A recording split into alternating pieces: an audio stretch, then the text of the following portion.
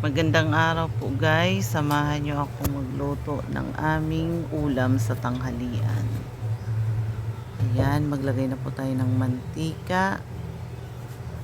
Hintayin lang po nating uminit ng konti. Tapos ay igisa na natin ang bawang. Ayan, halo-haloin muna natin. Isunod ang sibuyas. Ayan, konti lang ang sibuyas ko kasi sobrang mahal ng sibuyas. Luya. Ayan guys, haluin lang. Tapos, pag naluto konti ay ilagay na natin ang ating chicken. Ayan. Igisa lang natin ang ating chicken. Ayan, haluin lang. Tapos, lagyan natin ng paminta. Isunod natin po ang asin na pangpalasa. Tapos, haluin natin ulit.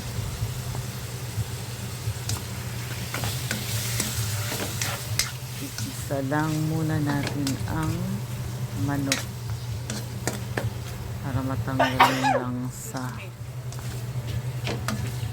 Ayan, haluin muna natin guys.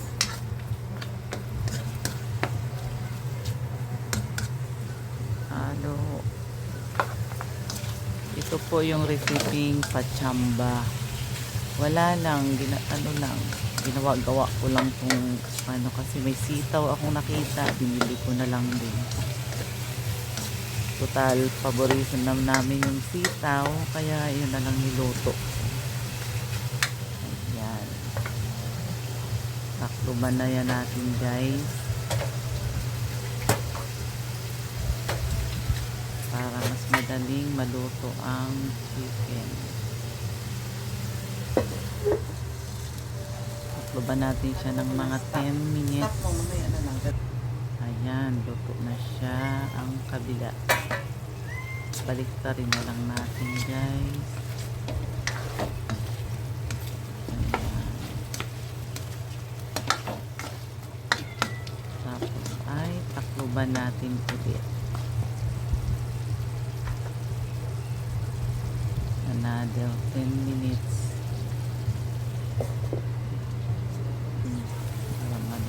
Ayan, luto na siya. Kaya haluin muna natin. Tapos ay ilagay na natin ang paborito naming sitaw. Ayan. Fresh pa ang sitaw na binili ko.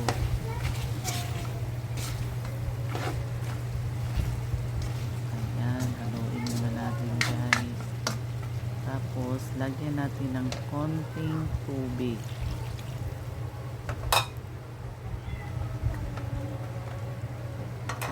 Takluban natin ulit. Pakaluan natin ng mga 5 minutes lang.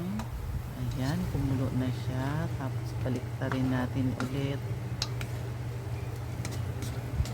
Ayan. Tapos ilalagay na po natin ang ating Kukumama Instant Gata. Ayan, ang gatang laging ginagamit kapag nagmamadali ka.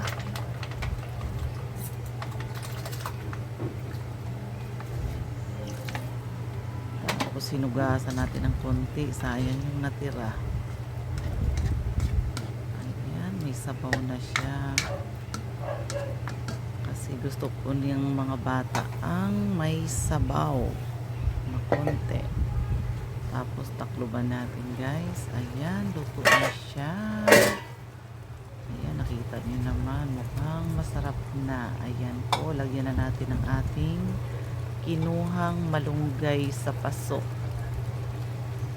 Ayan guys. Abangan nyo po ang pagpapakita ko ng aking mga gulay sa aking rooftop.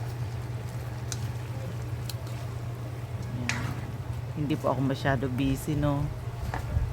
May halamanan, nagwawaiti, nagtitindahan. Ay, ako na talaga. Ayan guys, luto na siya.